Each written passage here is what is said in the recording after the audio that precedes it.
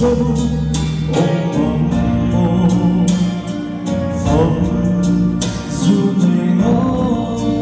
em tìm phong có yêu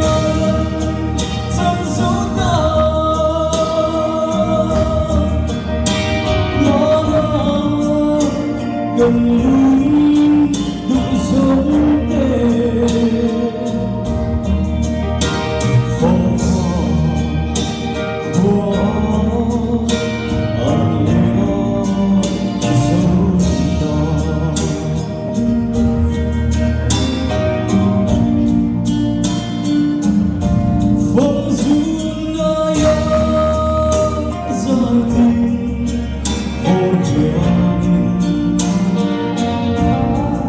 phong về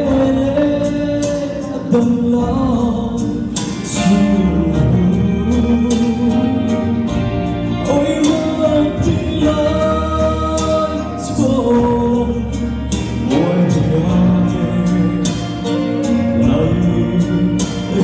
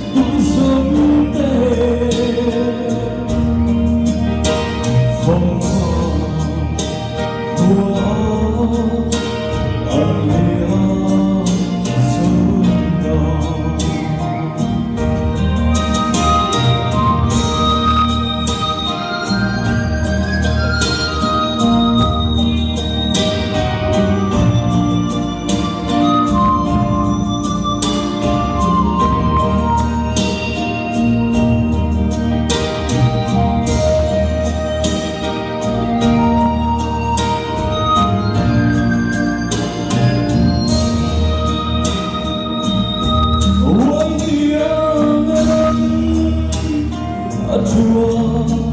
yên ổn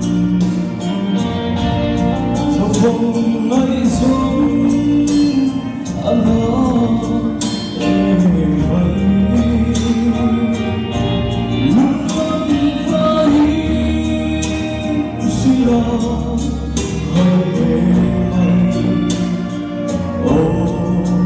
có tua dấu